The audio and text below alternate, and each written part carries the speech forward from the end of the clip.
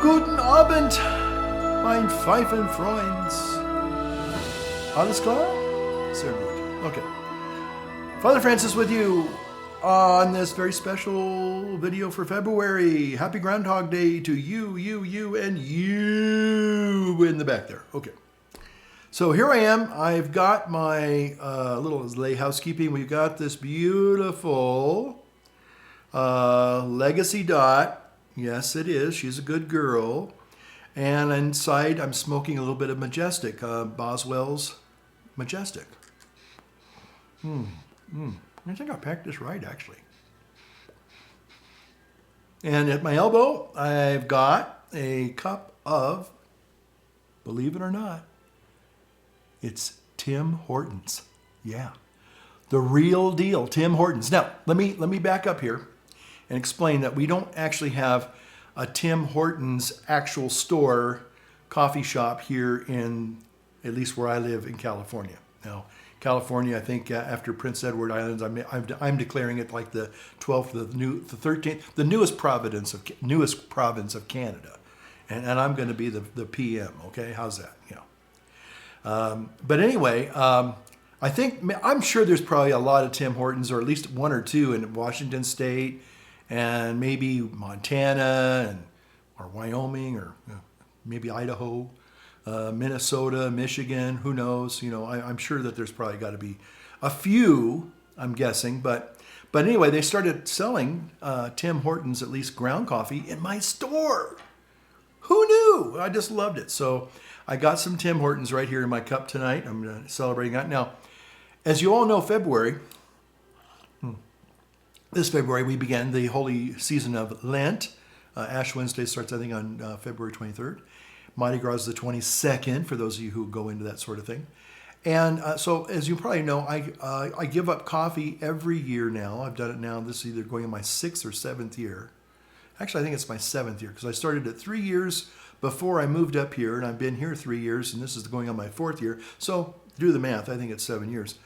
But the first 3 years I did it. Now, I did this because, don't ask me why. But a lot of my closest friends think I'm nuts. And I probably am.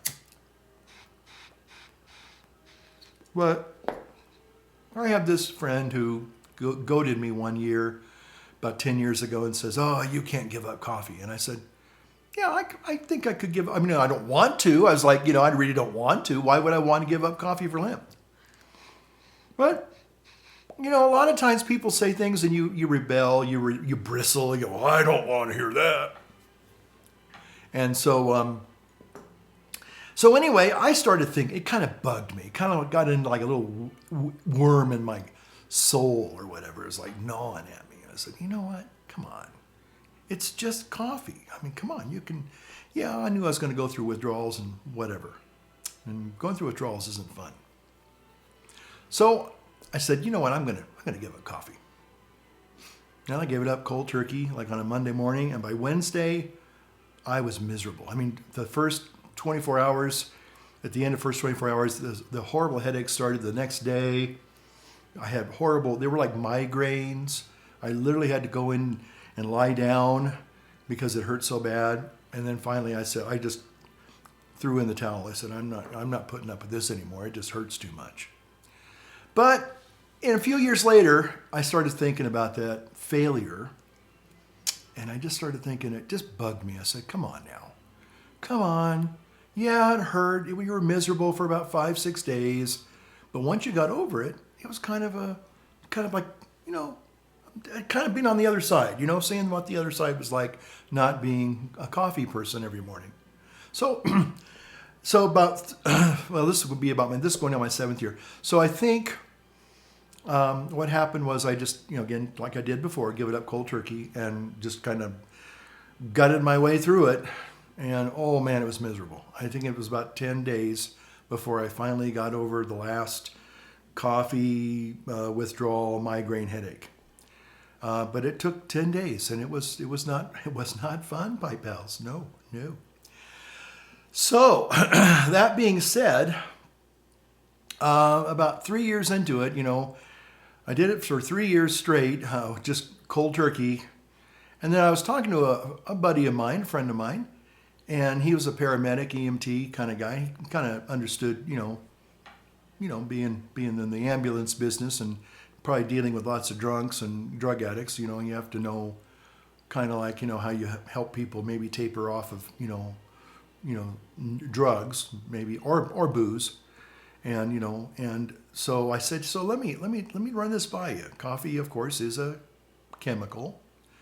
And I said, it might be that if you want to avoid a lot of headaches, if you decrease the dosage every day or every 2 days, and you did it, systematically, you measured it out, I'm thinking that maybe it wouldn't be quite as brutal to give up caffeine every year.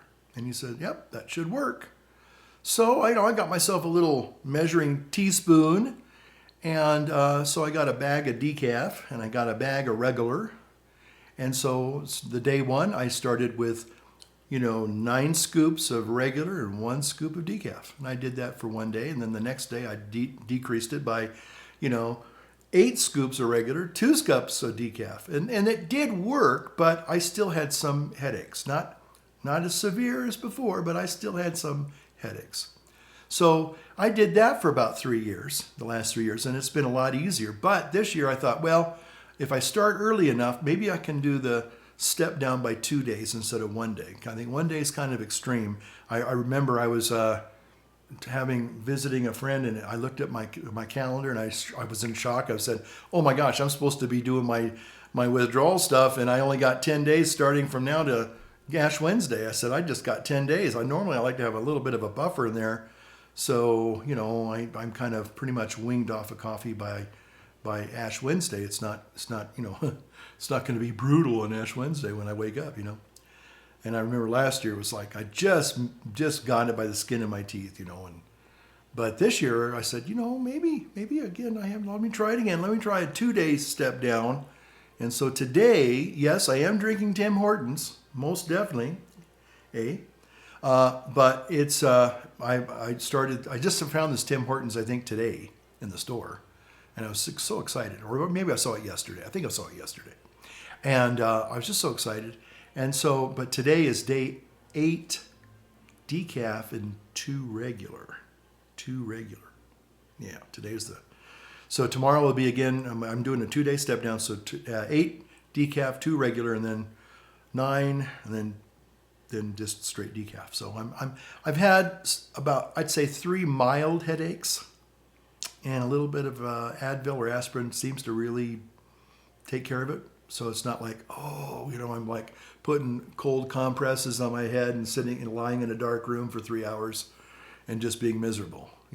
It's a lot easier. So I'm kind of grateful that I kind of came up with that step down, that withdrawal principle, which seems to work pretty well. So yeah, got some Tim Hortons in here, believe it or not. And so thank you.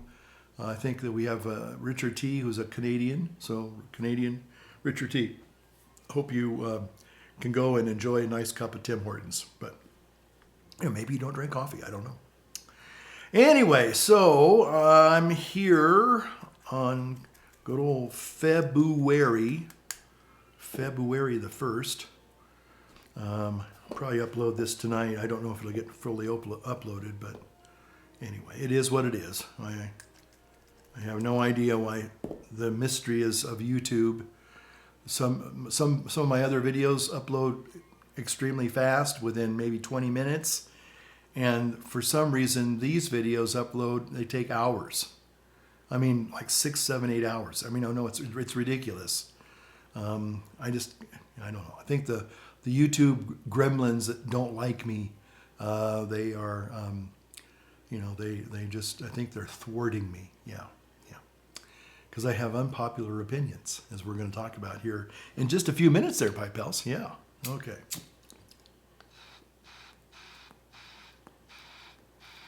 So I thought I'd talk a little bit about my life up here in the hinterlands, in Lapland.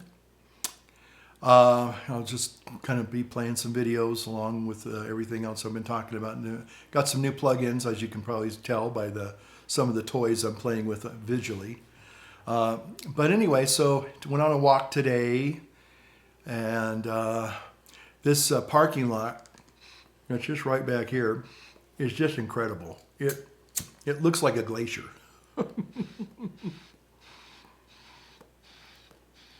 And normally, there's nothing there, folks, except a parking lot. And now we've got this 12-foot, 14-foot glacier, literally, that's in the parking lot. And snow removal guy, I said, hey, can you like haul it away? He goes, well, we do snow hauling, but I don't know if that's going to really help your problem, and it's going to be way expensive for you. Are you sure you want to do it? He goes, but I got this new machine. Just like a big kid. Yeah, I got this new rotary, snowblower plow thing, and I'm kind of wanting to try it out, So about 5 days ago, the parking lot literally was just this big mountain of snow. You couldn't park there. We have two parking lots. We have the little one that goes southward, and then we have the big one that goes northward. Anyway, so he came and he literally carved our parking lot out for us again, so now cars can park there. But it's just a big mountain of snow and ice. So, going on a walk and stuff I'm still doing my walking. I'm almost finished with my steps and walk miles today. I do a little over 5 every day. And I'm kind of surprised that I'm still doing that. And I found this little gal. Her name is Amanda Rose, but I call her Amanda Bear, because she's this lady who she was a little, I think she's like 5'2", middle-aged gal, but hey, she's not, and she's an interesting little lady. I'm going to play one of her videos on one of these little boxes here. But anyway, I don't know how I found or how it came in my queue, but it was intriguing because the channel in the program is called Eat Like a Bear. And I do have a very soft spot in my heart for bears. And so I remember this little gal, and she's just full of energy, full of energy. Watch one of these little videos. I don't know which box I'm going to put it in, but she's incredible. And she's just very positive, has a lot of really positive energy. And so anyway, the reason why, and again, it's not anything new for me. It's basically kind of revisiting things I've done in the past to actually lose weight. And basically what it is, you just eat one, she calls a ridiculously big salad or a ridiculously big skillet. And you eat in the middle of the day. I usually was eating kind of late in the afternoon, early in the evening. And unfortunately, I don't think that was good. And plus, even though I said I only ate one meal a day, that meal probably went for 4 hours, maybe 5 hours. I'd have the main meal, but then I'd go back and snack, and and sometimes I'd eat things that I really shouldn't eat, but I'd justify it. It's only fruit, and oh boy. Long story short. So a lot of you have seen me go through the weight and the fitness thing before, and it's nothing new, but it's just kind of fun. And so I remember, the 2 times that I really lost an awful lot of weight, when I stop and think about it, well, I was basically eating maybe really just one, not one in snacks, not 1.5, not one kind of and a little extra one, well, that's just a little one. That doesn't count. See, the problem is when you have metabolic syndrome, and I have metabolic syndrome, anytime you spike your insulin, you're just shooting yourself in the foot. And I know that the only times I actually lost were when I only ate one meal a day and no snacking. So I spiked my insulin just once, and because of metabolic syndrome, it doesn't go down in an hour and a half. It goes down about 3.5 hours. It'll go down, but it takes 3.5 hours. So if you're constantly spiking it throughout the day, it never gets a chance to go down. So had a physical a couple weeks ago, and nice young guy from North Carolina. and I really enjoyed his demeanor and we talked for like 45 minutes on not just medical things, but, religious and spiritual, things. I guess he was a Southern Baptist, and I said, I used to be a Southern Baptist. Still consider myself a completed Southern Baptist, yeah. But anyway, but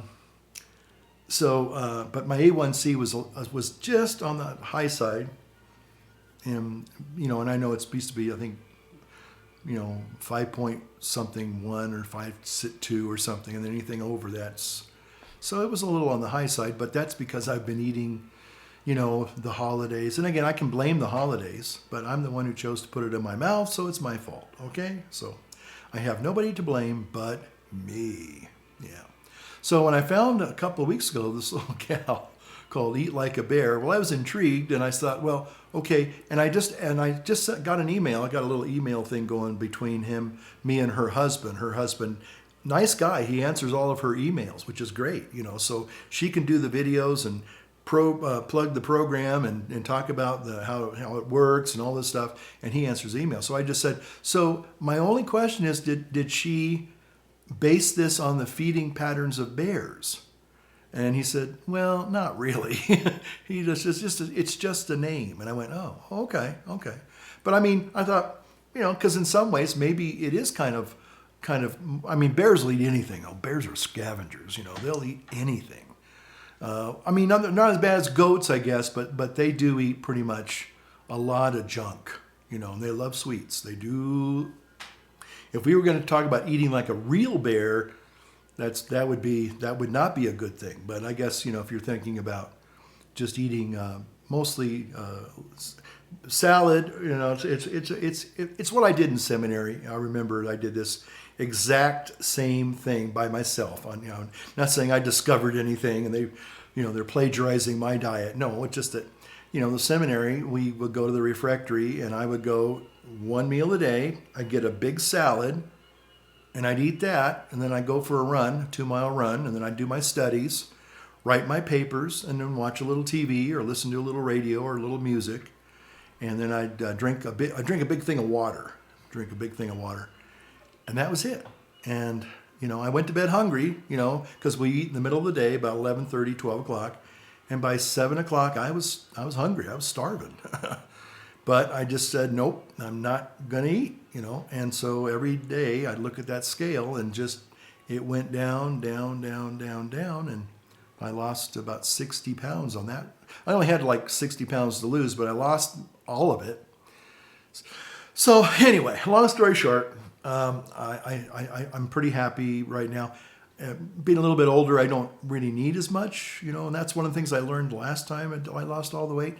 You get to a certain point, and it's hard to eat a big meal, not gorging yourself, but just eating sometimes, because I got myself into the habit of eating after 3, and the one quote unquote 1 meal a day.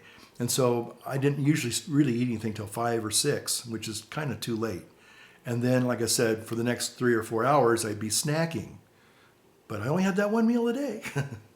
So I kind of, fudged a bit. So even though I fasted every day till at least 3, probably didn't eat until 5 or 6, then I was eating most of the evening, and that's not good. So I went to bed with a high blood sugar, and then it probably barely just got down by, sun up, and then, anyway. So I know that's the secret. Don't spike your blood sugar. Eat and, get rid of all the sweets and the processed food, and, the weight will come off. So anyway, but I like this little gal. I like the name of the program. So, yesterday I said, I'm gonna do this. And so today is day 2. And, and again, not starving. And I'm not gonna, I guess my downfall has always been when I started, falling off the wagon, so to speak. It's always been snacking at night.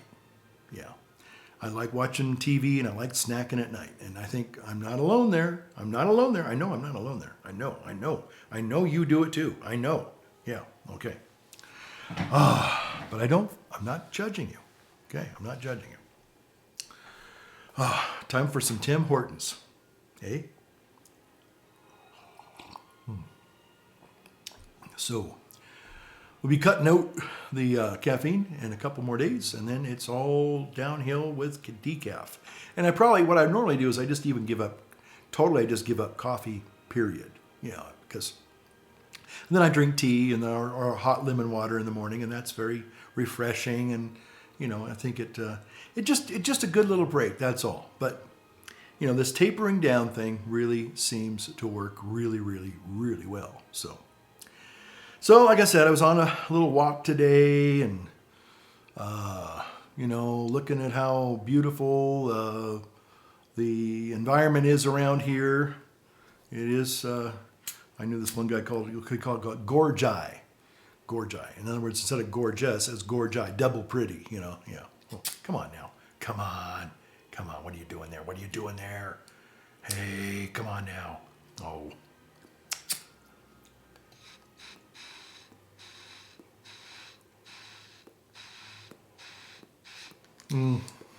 Lighters, they let you down so bad. Okay, I got my other. Oh my gosh, that's way too crazy.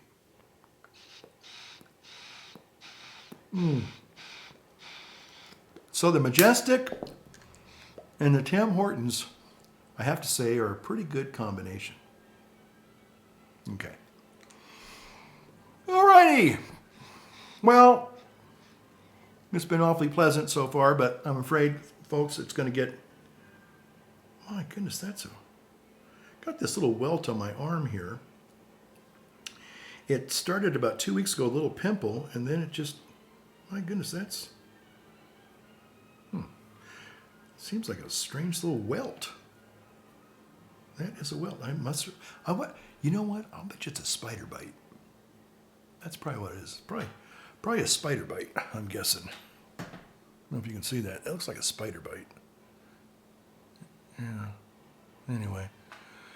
Oh, well, life,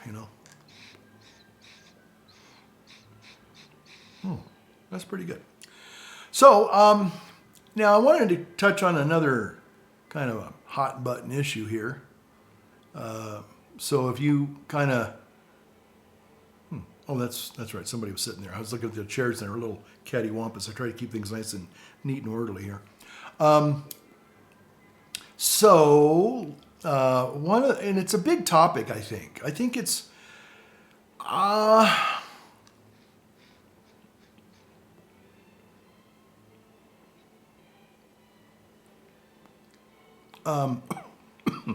excuse me. It's a controversial topic. I guess last week, Pope Francis said, as he's wont to do,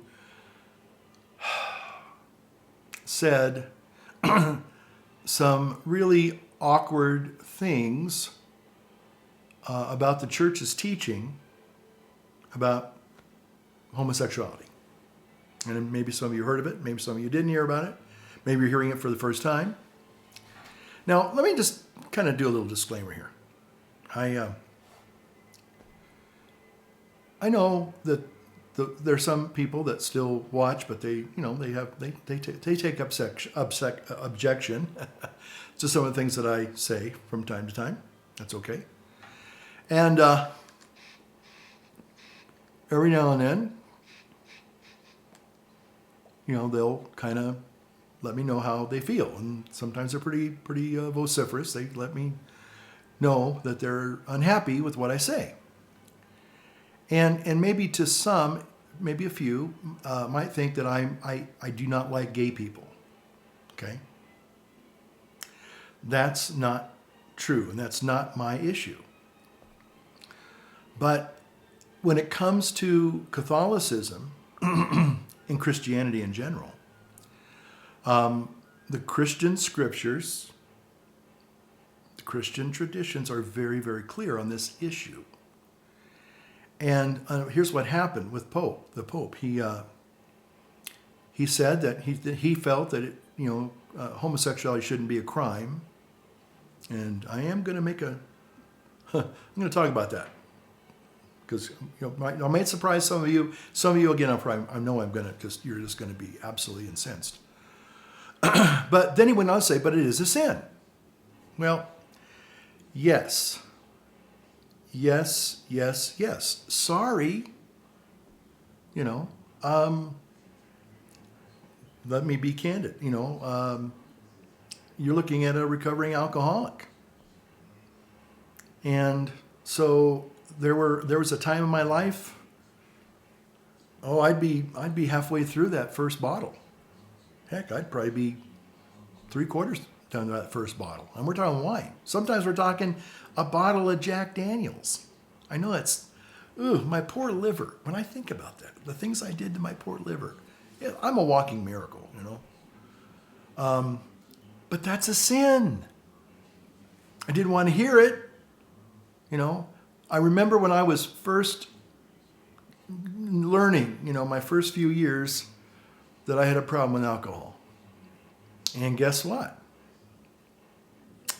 Some of my parishioners, they knew I had a problem with alcohol. And so every morning when I go into the kitchen, the phone book. Now, maybe people don't, what do you mean phone book? What's a phone book? A phone book, where before you had the internet and you had your smartphone and you could say, hey, I won't do it because I don't want to set off your devices. Get me the phone number for blah, blah, blah, blah, blah, and they would just find it for you if it's there, if it was open, if it was registered, So I go down to the kitchen in the morning certainly after tying one on, and the phone book was always conveniently open to the yellow pages on AA. So they were trying to give me a hint. Father, you need help. You need help. And I hated that. Why? Because I was guilty, I was convicted, I was ashamed, but yet I still wanted to drink. So I didn't want to be reminded, especially, and then when somebody would say, well, that is a sin. You're getting drunk. That's a sin. And I kept trying to make excuses for it. I kind of said, well, I'm not really getting drunk. I'm just relaxing. I used to call it taking a liquid vacation. I made that up. Liquid vacation. But my closest friends were like, no, you can't justify it.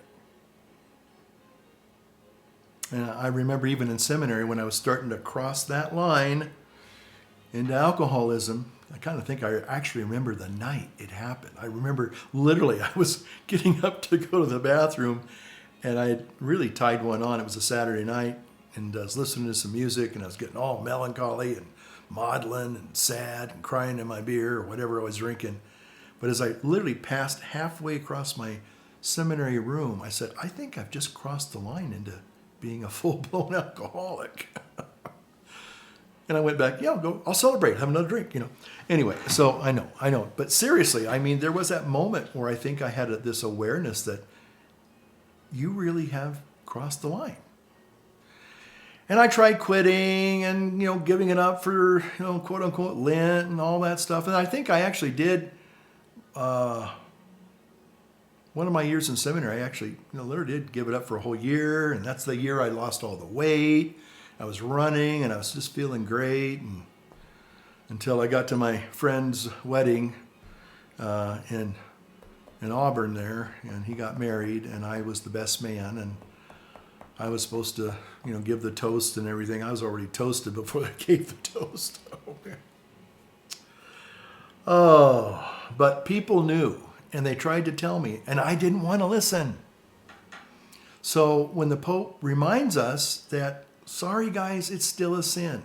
I know that right now, with the ABC mafia types that basically literally run the media, and now even they got a stranglehold even on the churches, or at least our church now, and they're forcing the agenda. You can't say anything against it. You have to accept it. You have to go along with it. You can't speak out against it.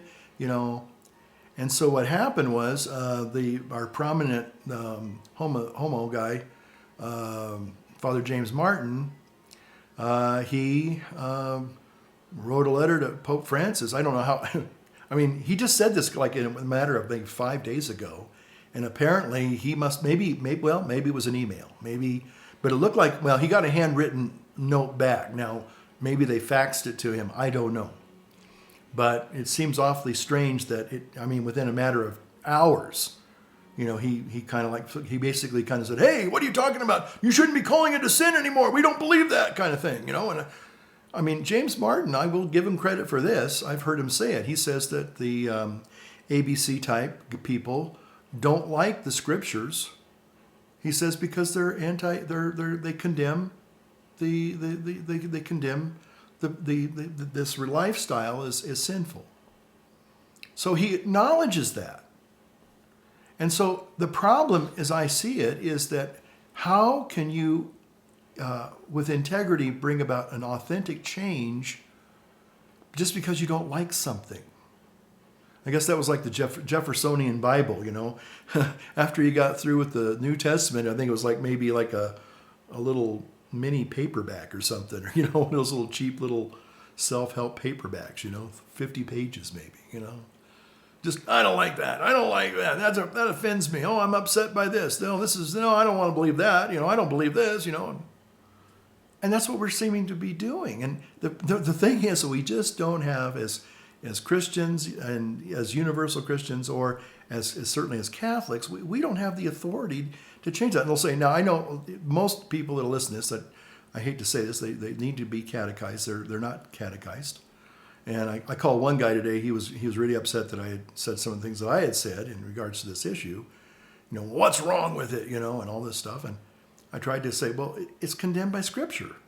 Sorry. And, you're a bigot and you're intolerant. And I said, no. I said, you're ignorant. He got really, how dare you? I said, and calling somebody ignorant is not really an insult. If I called them stupid, that would be different. Ignorance means you lack understanding and knowledge, and that means, and you can be corrected, you can learn, you can educate yourself, you can be educated, okay? You have the capacity to learn, okay? If you're stupid, sorry, there's no hope for you, But people, they think the big virtue of Christianity is just be nice. Let's all get along.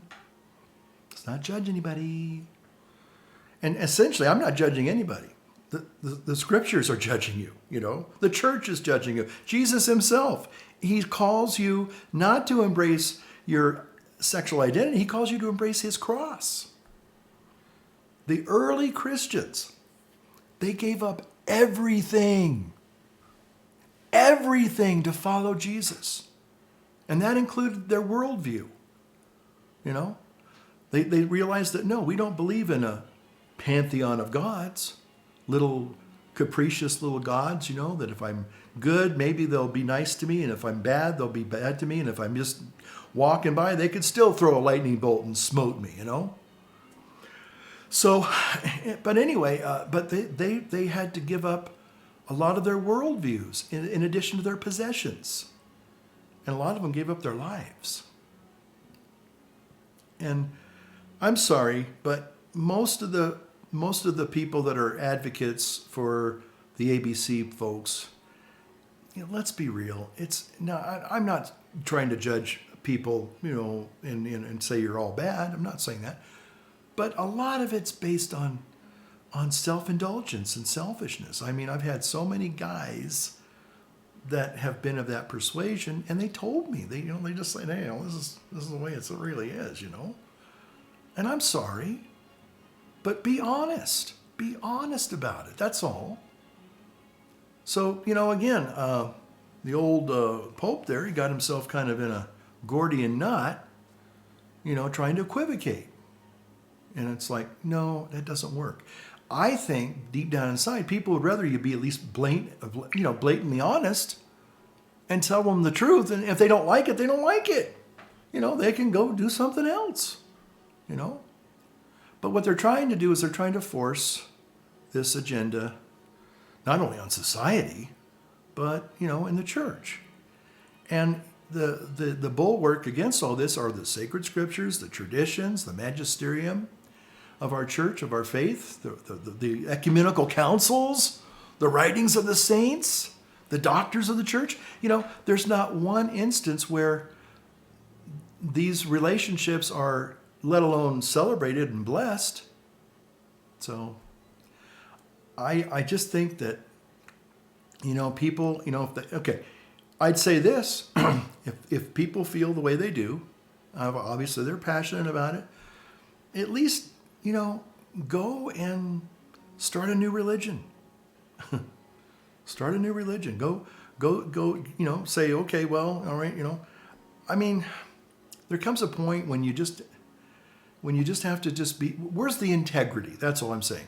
So here you are, what do you do? What does a person do now when they take the scriptures and they say, well, I don't like that scripture, so I'm going to rip that out. I don't like that scripture, it upsets me, I'm going to rip that out. So now you're saying you want to follow this man named Jesus, and yet you're saying, but I'm only going to do it on my terms. That's not Christianity. The very first words that Jesus says in his public ministry are not go out and be nice. Don't go out and, and whatever. He says, repent, for the kingdom of God is at hand. Get your lives right. And I personally just want to say that I think that a lot of people, okay, I know some people aren't going to like this either. Okay, let me go back to one thing I was going to say about the crime and the sin.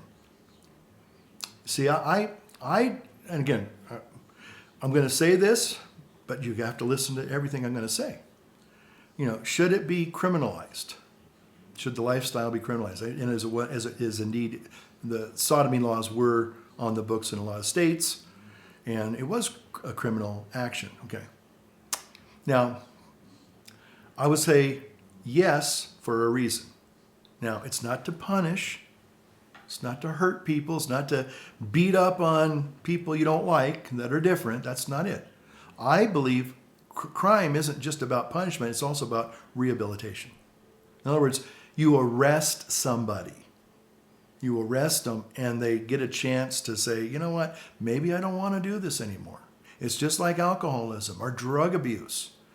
Yeah, when you're using and drinking, yeah, it's hard to talk to you when you're in that state. When you're under the influence of a chemical, you're under the influence of this mind-altering thing, it's hard for us to find clarity. And I think that a lot of people, even though some people just, oh man, you talk about conversion therapy, oh man, that's the absolute worst thing you can say. But what would you say if somebody said, well, we got to get rid of all them 12-step groups? And by golly, there's an awful lot of 12-step groups that have helped people into a new way of life. If those 12-step groups weren't there, they'd be dead. I know many of them. I'm one of them. Yeah, when I was drinking and people wanted to tell me about AA, I cussed them out. Boy, this one guy, he was a priest. He was a brother priest. And I remember he called me. I was going through withdrawals. I had a bad night. I drank way too much. I got sick drunk. It was a miracle I didn't die. And he called me and said, hey, brother, how's it going? And I tried to be polite, and he kept saying, well, you got to be teachable. And I think I lost it. I went ballistic on the guy. Slammed the phone down and everything. Don't want to hear it. But I was miserable. I was miserable. I didn't want to admit it, but I was. And when I was finally ready, I was so grateful that there was a door into an AA meeting. I could find some help. I could find some hope. And that's what really, I think, is what we're talking about even in this issue. I know some people don't like it when I refer to it as that. But all I can tell you is that that's the way, not only do I see it, but a lot of people who have come out of the lifestyle have seen it. And they were grateful that there was a hand there to say, hey, brother, hey, sister, come on over. We're here for you, And now they're living, pretty good lives. Now, just like, okay, I know some people, oh, that's a bunch of bunk, no, you can't change from me. Okay, I hear you out there, hear you. It's just like AA and NA. There are going to be people that'll come in, they'll kind of, and maybe in the first few years, they'll go through the revolving door. I know I did, many times. get 6 months maybe, go back out. Maybe get a day and go back out, and get a year and go back out. It's happened. But there comes a point where, again, you get a taste. You kind of, and those are those that kind of make their way back. And again, they have, it's important to have a place to go when you're looking for that escape route. It's like, okay, this is not working. It's not working. And thanks be to God, there are 12-step groups. They got the coffee on, they got the lights on, and they got the 12 steps and the 12 traditions. That's a bridge to help people get over. And it's not just drinking or drugs. It's overeating, it's spending, it's gambling, it's sex addictions, it's everything, okay? And I know that the Catholic Church has a wonderful organization called Courage, but unfortunately it's being vilified because, oh, you're into conversion therapy. Oh, you're bad, No. They're trying to be a lifeboat. If you don't want the lifeboat, no one's forcing you to get on it, okay? But what about the people that want that boat? What about the day maybe you kind of come to a lot of times this happened. Once, and it was strange, and this is what happened to me the last time I had my last drunk. I remember it over 10 years ago, that moment of clarity, and every now and then they would come by. They were very few and fleeting, but all of a sudden it'd be like you got stone cold sober, and you go, what in the hell am I doing? And you were like looking for that life raft. I got to find a meeting. I got to find a sponsor. I got to, And thanks be to God that all I needed to do is pick up a phone. All I needed to go was find a schedule, and I could go find some help. And that's exactly what happened, And I found other tools. In addition to that, I found other tools. I found a lot of wonderful, wonderful tools that to this day I still use, and that's probably why I haven't had a drink in over 10 years. I don't even think about alcohol. Alcohol is not part of my life. I don't walk up and down the liquor store, and kind of longingly look at the bottles and kind of go, oh, look at that bottle of whatever it is, I just don't. The alcohol's not part of my life, And now I have a life because of that. So, anyway, but getting back to the Pope thing. Oh, and then again, being a crime. Again, not a crime as in punishment, but crime as in rehabilitation. So when you get arrested, that's what really happens to a lot of. I think it happens to everybody. You get arrested, may not legally, arrested with the cops and the handcuffs, although most people do. But you arrested as in you stop doing a bad action that's hurting you. And now I know some people are already angry and mad. How dare you compare the lifestyle of ABC to alcohol and drugs? How dare you? Well, dear friends, look what's happened. Everything that we in the media is run by, or at least it's managed by a lot of people in the ABC mafia. And the thing is that they censor the message now. You can't have anything negative. When was the last time you heard about the AIDS quilts? Remember all those guys that died in the 80s and 90s? Don't hear about that anymore, do you? What about this new couple? There's a new gay couple that adopted children, and they were pimping them out. They were abusing them. I think there's maybe one or two videos that I saw, and no more. Gets squelched. Shh, don't want to talk about that. Bad PR. Don't want that. It's not being honest. That's where I get really upset. Is at least be honest enough to say, well, I don't agree with Christianity and I'm out of here. I don't want to be a Catholic. If that's you, bigoted Catholics, so that's the way you believe, I don't want anything to do with it. Okay. We'll be here when you're ready. Okay. We'll be here waiting, just like AA meetings and NA meetings. Okay. But to try to destroy because it's offensive to you, it challenges you. All I'm starting to say is it's actually, a message of love, really, if anything. It's not trying to condemn or judge. It's trying to say, no, when you're done, there's a helping hand that can help you. So I have a friend who came out of the lifestyle about 4 or 5 years ago, and I'll see if I can find the videos. They might have taken them down already. I don't know. His name was Joseph Shambra, and he's with a Father Dave Nix, great young priest, and just I think if I could meet, okay, there's a lot of celebrity priests out there, and I think this Dave Nix would be the one that I'd probably say, okay, of all the ones that are famous, whether it's Bishop Barron or Mike Schmitz, and yeah, I know people always get me mixed up with him. Mike Schmitz. You know how many times that I've gone to places and they'll say, "Aren't you Father Mike?" I said, "No, we just look alike. We just look alike." But anyway, but they have this wonderful, and I gotta say, it's a very touching. I mean, I was just really moved to watch. I think it's a 2-video series, and Joseph goes back to the Castro, I think that's what it is. And he said, this is the coffee shop when I first got here. I think he drove from his hometown. He said, like going to Mecca or something, And he was like, he said, I felt like I was home finally, and I could be who I was. And anyway, but he talks about how the underbelly of the whole thing, not just the rainbow flags and all the whatever, but he talks about, and it's not hard, it's not easy to listen to, but they do it in such I think a very gentle way that the message is very powerful. Now, some people don't want to hear this, and that's okay, but that there are people that struggle with this, and we don't, as Catholic Christians, we don't condemn people for their sinful inclinations. I have sinful inclinations. We all have sinful inclinations. But do you act on them?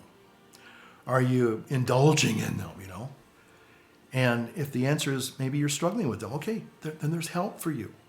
There's help for all of us sinners. Because, at the end of the day, all of us, me included, the Pope included, Lord Jesus Christ, Son of God, have mercy on me, a sinner, okay? And this is what the people, the James Martin types, were all upset about. Now, I know some people will say, well, the Pope's pretty much, on board with all this stuff, and he probably is. But I do think they kind of bullied him. I think, here he is, some guy says something negative, and immediately fires off this message and saying, "Oh, well, you can't say that. How dare you? You got to retract that. You got to take it back." And then the Pope went into some, obfuscation about theology and moral theology, and it was like, "Oh, brother, please." Trying to minimize, trying to equivocate on the issue, and it was just like I said, it was a big Gordian knot. It's a big mess. So I think that as long as we're being, be honest with yourself, be honest with others. Don't try to make something less serious than it is. And anyway, so I was just feeling that this is just really snowballing. Whether you see the little kids in the school that are being, I think, indoctrinated. I mean, let's be honest. Some of you are my age. Some of you, every now and then, some of you give me nice comments, and you'll say, "Oh yeah, blah blah blah," and you and I have the same blah blah blah. Or we did this blah blah blah, and I was in this age group blah blah blah. Okay, when I was a little boy, that doesn't mean I didn't think about little girls, and hey, they're kind of cute, but that was like little kid stuff, There wasn't thinking like, how do you do oral sex and anal sex and telling little 5-year-olds, how you... I'm like, what? I mean, and teachers, flaunting their sexuality in the classroom. It's like, why? What has that got to do with learning their ABCs and spelling and their little handwriting? Remember those little things with all the little lines on it? And you'd sit there and you'd try to, make your capital letters. I guess I'm talking about cursive writing now, but I guess they got rid of that because it was too hard, But anyway, I was learning how to tie my shoe. I was learning how to tell time. I was excited about, Saturday morning cartoons and, and and been playing with, my GI Joes or my Army men, or going outside, kind of sneaking outside, and playing around. And we had a little creek, in front of there, and I had a couple of Mattel Aquaman kind of scuba guys, and you could put little baking soda tablets in their little scuba tanks, and they go down and then they come back up again, and just fun things. I mean, I was just a kid. Let kids be kids. Why are you trying to indoctrinate them into, sexual identity politics? Why? There's no place for it. In high school, middle school, that's when you start getting those hormones, and then you kind of start, it isn't just that's a cute little girl, that's a nice looking girl, okay, all right, you start noticing those things. There's more an appropriate age, I think, to talk about, human reproduction and human sexuality. But right now we have taken human sexuality and we've turned it into a little god that we all worship. It's the altar of sex, And so many people get hurt in the long run. Whether it's the gays or the straights or the, the furries, I guess. Some of these things are just, let me just be honest, a lot of these terms that we're throwing around these days, they're social constructs. Sorry, people on the left, the other side of the argument, you're always saying things like, mom and dad and brother and sister and and all these other, those are all social constructs, I laugh. I go, well, maybe someday they're going to come out and say that breathing is a social construct, or gravity is a social construct, or maybe death is a social construct. But the real social construct, it's always funny. People that, accuse you of doing something is because they're doing it themselves.